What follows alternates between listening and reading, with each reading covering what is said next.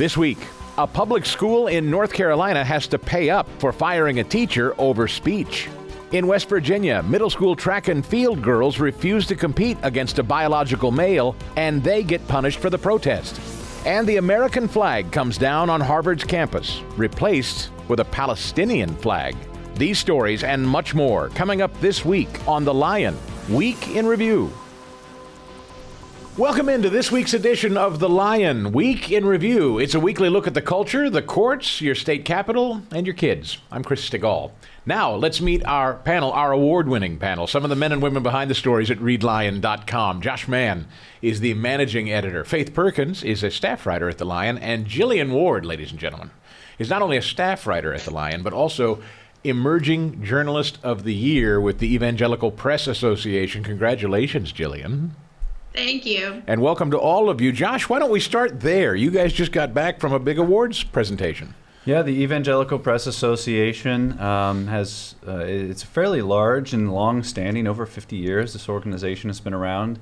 But they have an annual conference every year, and member publications can enter different published pieces, videos, all kinds of multimedia into their awards categories, and there's many.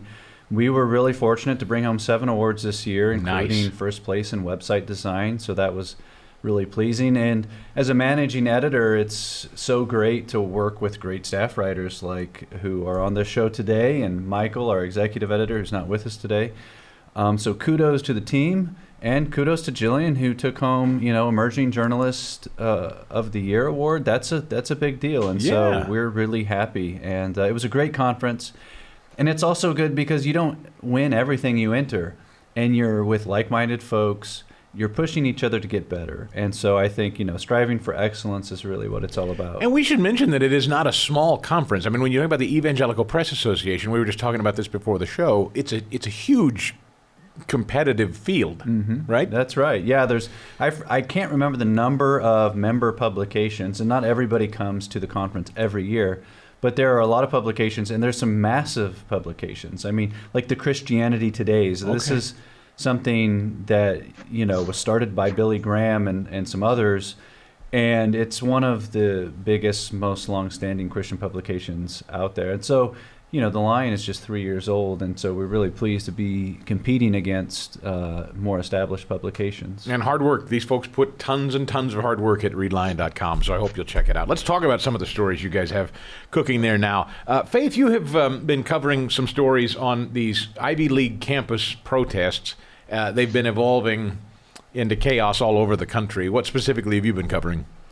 Yeah, so this week I covered a protest at Harvard where the anti-Israel protesters hoisted 3 Palestinian flags up on a statue that usually has the American flag up on it. And when they went to take it down, the protesters were screaming shame at the Harvard administrators who were putting them down. And this is happening all over at different schools, NYU, and I think MIT, and then also Columbia. Is your impression that the administration wants to stop it, or they're content to just sit back and let it happen? Or do you have any read on it yet? No, it looks like they want to stop it. They had 30 of the Harvard students actually get disciplinary slips, and they're seeing what they're going to do to discipline them. Jillian, there's evidence that these are not just pure-of-heart college kids, but there's some rabble that have entered the fray that have nothing to do with the universities. Not to defend the college kids. I think there's probably a healthy amount of them, too. But what do you know about it? Yeah, we've had instances of students going from their own college to a different college to protest at a university that isn't theirs. I've seen reports of even just kind of outside interest groups coming and helping foment this just chaos. And it's not exactly, insurrection, but it's certainly students protesting against a university that really has no say in what's going on. It's rather ridiculous. And I think it just makes you wonder if these are the supposedly the best and brightest students, at the best universities we have to offer. What on earth are they being taught in their public schools and their universities that they're behaving this sort of way? And I think it's going to make the next generation of kids really evaluate what they want from higher education and whether, and not just what sort of degree they want, what they want to major in, but what their values are and what sort of education they really want to have on a philosophical level, and not just go to Harvard just because it's the best school in the country supposedly, but actually really think, hey, where are the values that are important to me going to be reflected, and where am I going to get the best education? I was kind of wondering to myself, Josh, just kind of as a discussion point, does this delegitimize the prestigious legitimacy of an Ivy League school? Do these sorts of things make people think twice and say, I don't know, hundreds of thousands of dollars for this?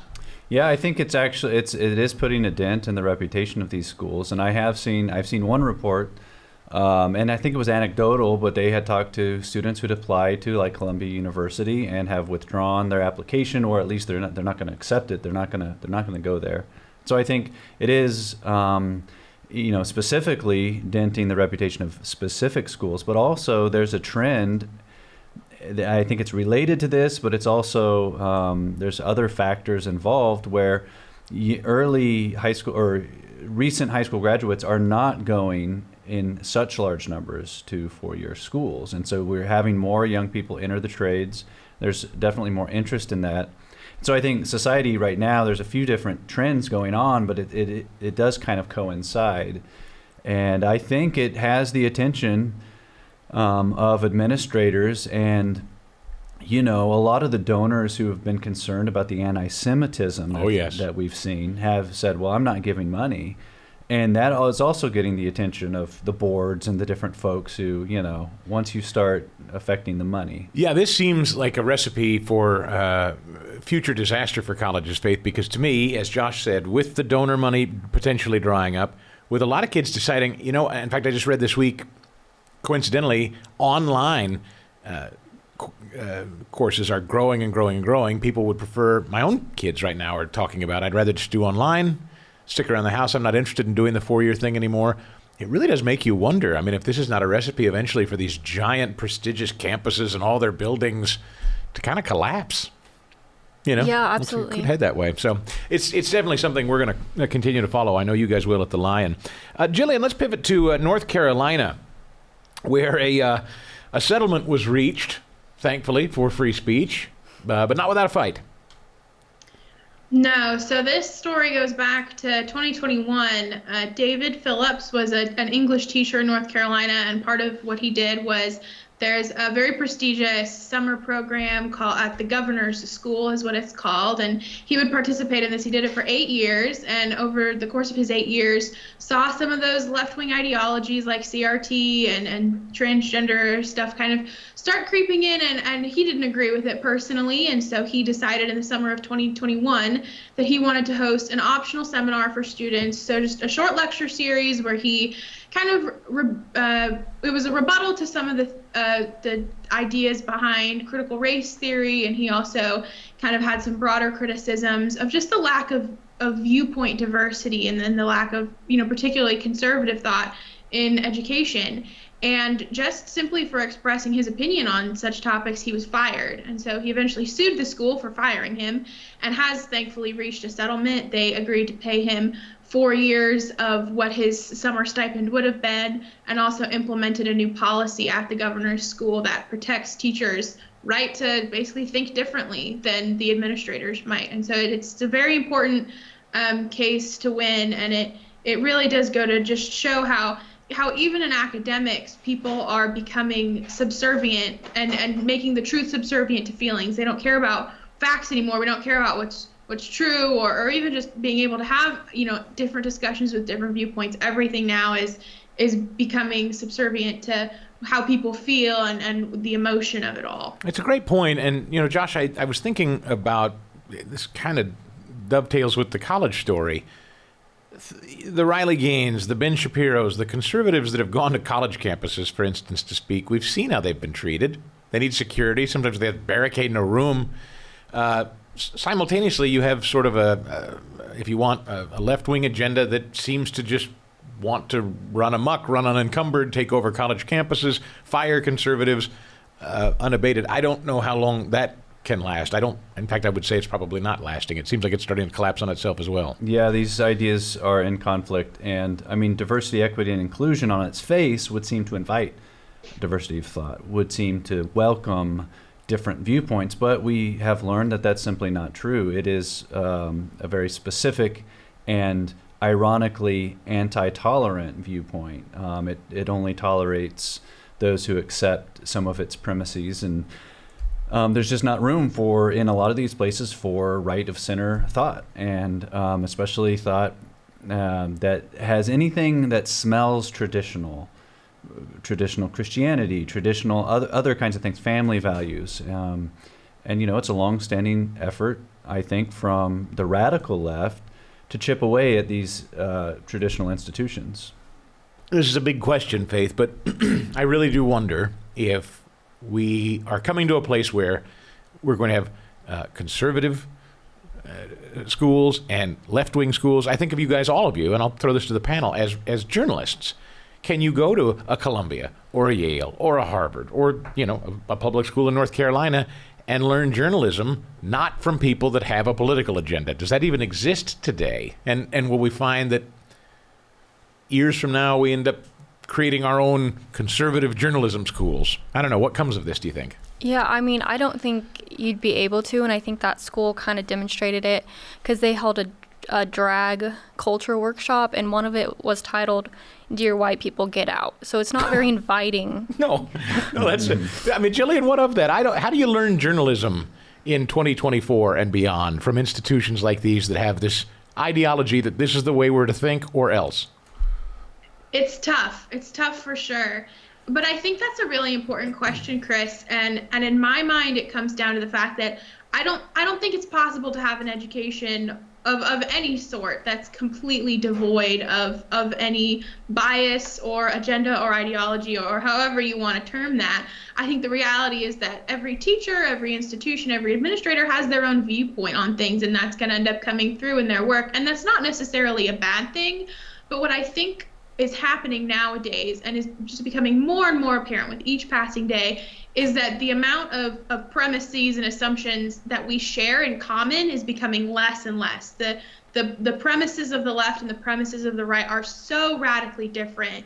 And we have so little, I think, that we agree on, and maybe not as much as it seems sometimes. There may be still a lot that we could agree on, but it does really seem like the foundational beliefs that the different groups are holding really are just getting farther and farther apart. I think people have always had biases, that people have always had agendas, but I think when we had more of those foundational views in common, it mattered less because that stuff was kind of secondary, and we all held a lot of the primary views, at least, in common. Yeah, and ideally, the best teachers, number one, you didn't know their politics, I always found. And number two, even if you did, they were always inviting to a counterpoint of view and would challenge and make you exercise. Ultimately, to learn is to how to formulate an opinion and to defend your own position and opinion and meet challenges to that opinion. And of course, we don't do that anymore, but that's for another show. So, Josh, we turn to St. Joe, Missouri. This is a school district that just, I don't know if in peril goes too far to describe it, but it seems like there's new drama coming out of the St. Joseph, Missouri School District every week. Yeah, and so we've done a follow-up. We sunshined the school because so here's what happened. And the St. Joe School District passed a $20 million bond on April 2nd. And the day after, the superintendent released a video on district social media thanking his own communications director for, quote, coordinating, unquote, with the campaign committee. Well, on the face of it, that is unlawful in Missouri. That's electioneering. To have a district employee coordinating with a PAC, a political action committee, is unlawful. And so we did sunshine the school looking for possible evidence just to do our due diligence. And that came back Friday. And so what we found is that, in fact, it does seem like multiple district staff use district resources in order to promote the ballot, the campaign for the bond, the ballot issue. And so the video was really the smoking gun, but now we've got, ammunition, shots fired. And so here's a few examples. February 7th, the superintendent, Gabe Edgar, gave an open invitation to all staff to join the campaign committee, quote, "We are forming." Oh. That was sent to all staff. And then later in the month, February 20th and 21st, we have emails from the HR manager, Heather Adams, and the comms director, Eileen Houston Stewart, with members of the campaign committee. And they do things such as edit pro-bond marketing materials. They talk about meeting times and agendas of the PAC, the Political Action Committee. And they even discussed a spreadsheet for district employees to put their personal email addresses in so that they could try to avoid the unlawful electioneering and start to communicate with personal emails. But so they knew what they were doing. It seemed like, and you see some evidence of efforts to, we need to use our personal emails, and yet there's clear evidence that they didn't in a lot of cases. And so the Secretary of State in Missouri is the one who enforces these kinds of things, and complaints can be made to his office about that. But it does seem pretty clear that what the superintendent said in his thank you video is exactly what happened. There was coordination from district employees using district resources on the clock to promote this ballot measure. Wow, and this makes you wonder, how often does this go on in how many school districts across the country, Jillian? Do you suppose this is just the one we know of? I think it's pretty likely. I'm the type of person that likes to assume the best of people, that, that administrators and superintendents and teachers aren't trying to do something wrong. But cases like this do make you wonder. And I think people should be cautious about being overly trusting of the good intentions in administrators. I'm sure many, many do have good intentions. But I just think that as citizens and voters and taxpayers, we have to do our due diligence and always be aware that not everybody does have the best intention. And it's important that, like you said, Jillian said it well, this is important because, okay, is it a minor infraction here or there? But these are taxpayer resources. The infrastructure is paid for by the taxpayer. And so electioneering law is super important.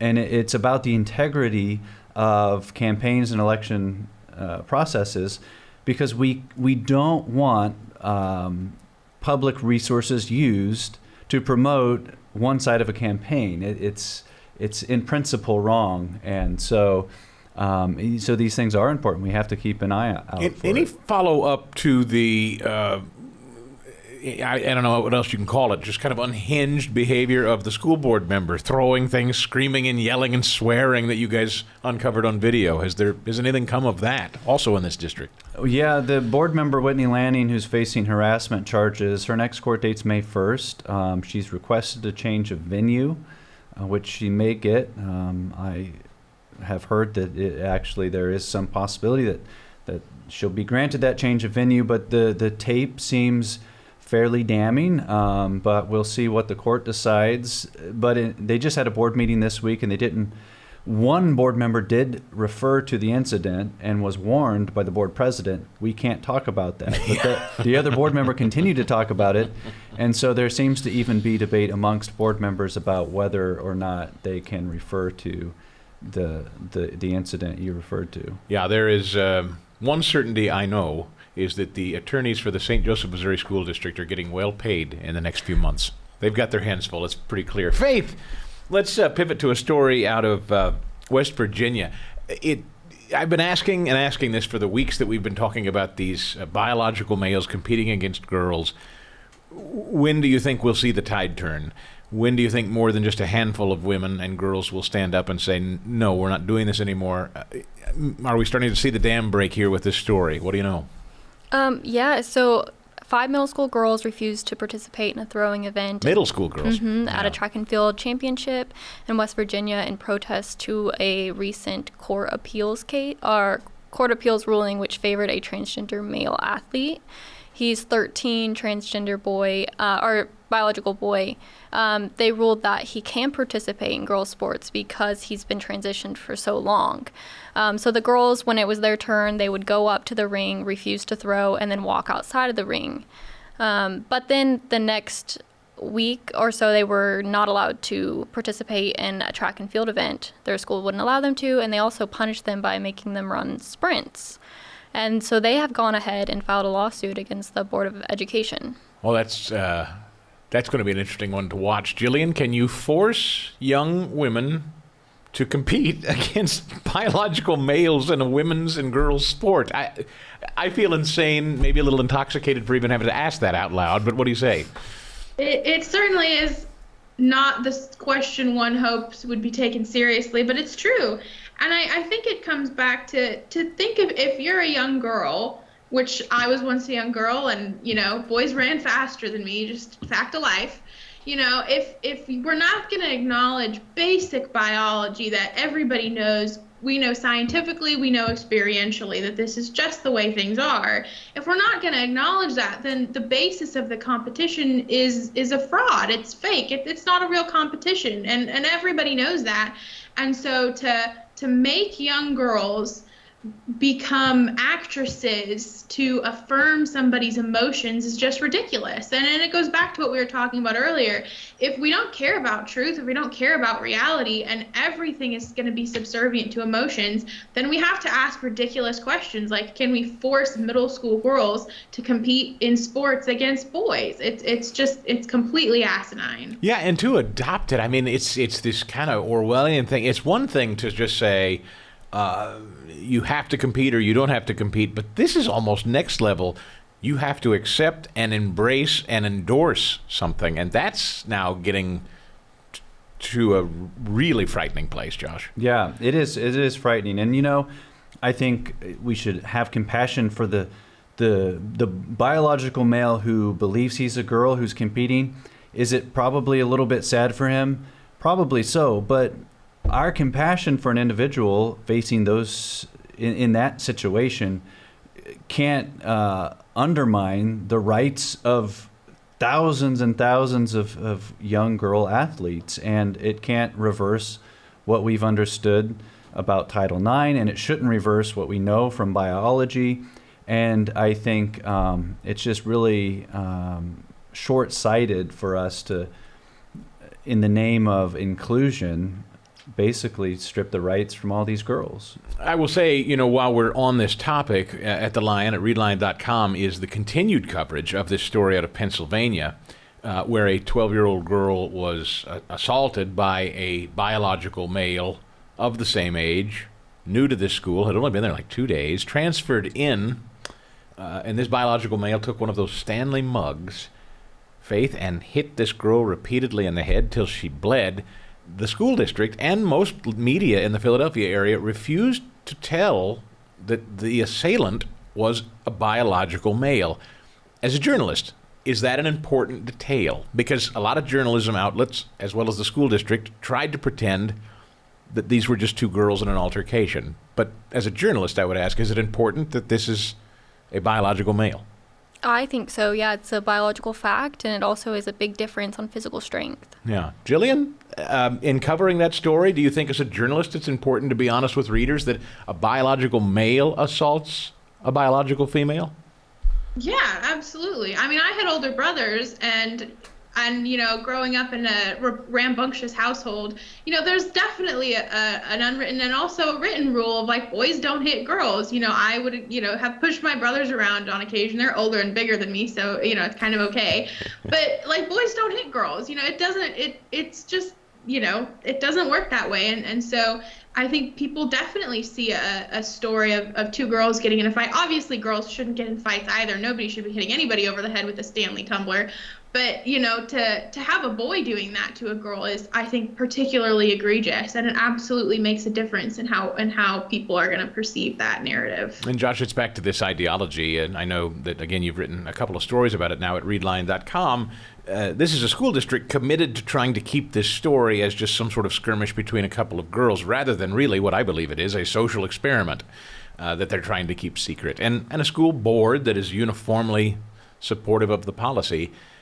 This sounds very similar to what we learned in Loudoun County a couple of years ago. Yeah, and transparency, I mean, for that reason, parents have been really upset with their school districts about transparency. And our reporter talked to a teacher who would only speak on condition of anonymity because of fear of reprisal from the district. But that teacher said, the superintendent claimed that, the story out there that this student transferred in from a disciplinary school from outside the district the superintendent said, that's not true. Well, the teacher told our reporter, well, technically the superintendent's right, but the student transferred from within the district. And so on some technicalities, it seemed like a more transparent way may have been for the school to actually just say, well, here's what happened. But instead, oftentimes school districts will spin the story for their own benefit and or hide behind privacy law. And they should. School districts have to be lawful, but they can also do more to be more transparent because they are funded by taxpayers and they are educating the children that belong to parents. And so those are two constituents that they need to answer to. By the way, as a follow-up to that story, you should know that student, the assailant in that story, was in fact detained and sentenced to a detention center, I believe, for young people. And during that detention hearing, assaulted one of the officers in the hearing. So this is clearly an unwell child who a school district was interested in trying to hide. And I know that journalists like those you'll read at readlion.com will continue to expose those important stories. Let's pivot, Jillian, to spending in K through 12 education. The U.S. Census Bureau has new data on that. Yes. So the U.S. Census Bureau, as you said, released a new report announcing basically that K through 12 education spending in the United States has never been higher. There was a record increase between 2021 and 2022, a 9% increase in the average nationwide spending. So this is per pupil in public schools across the nation. The average amount of money that schools get per pupil is now, I believe, it's over $15,000. I think it's like $15,630 something dollars. It's crazy the amount of money that public schools get to spend per student, and that's an aggregate of federal funding, state funding, and local funding.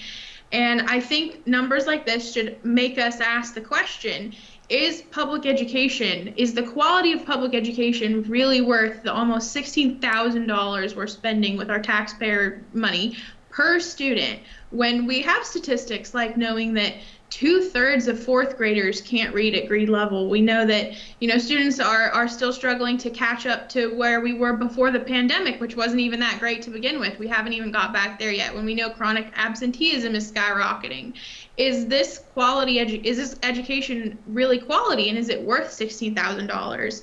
And I'll just throw in there as well that $16,000 is an average. In some states, it is much, much higher.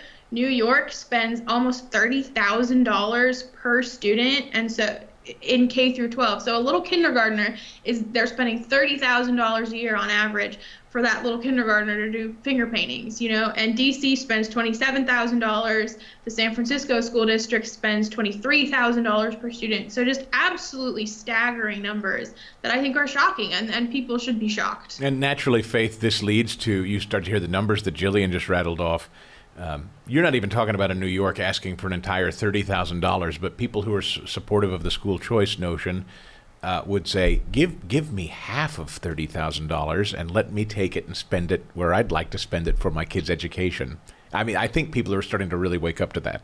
Yeah, absolutely. I think you could go to a private school for a lot less than $30,000. Yeah. Josh, I mean, how many parents, I know, I believe you're a homeschool dad, and I don't know what that necessarily means to you, but for people that have their kids in private school or Christian school, $15,000 that's a lot of money. In fact, it's more than most tuitions, I think, in most. Yeah, that's Christian exactly schools. right. And, I think the key, as you said, is choice. Give families options. And create some more competition. The public education system is, it's not going anywhere. It is. And have they ever spent less on it, by the way? Has there ever been a cut? I don't think there's ever been a reduction in spending. Probably not over any 10-year period. Yeah. It's kind of like the stock market. Every 10 years, you can pretty much guarantee it's gone up. And I think the question is, are we, like Jillian asked, are we getting out of it what we're putting into it? And if not, let's create some choice and give parents options. And you know what we've seen in states that do that, most people will stay in the public school. Some 80% of kids will continue to be educated in public schools, but let's at least give them choices, because it doesn't work for everybody. And we think that by giving them choice, we're going to make the public education system better as well. Well, we always like to close each week's show with the staff picks their favorite stories of the week at readlion.com. So, Faith, we start with you. You have a favorite story of the week? I do, yes. One of our freelancers wrote a story called New Virginia Law to Help Curb Discrimination Against Homeschoolers Applying for Military Programs. Oh, interesting. And you yourself are in the service? I am, yes. So this is a particularly important story to you. Absolutely. Oh, can't wait to read about it. Thank you so much. Jillian, how about you?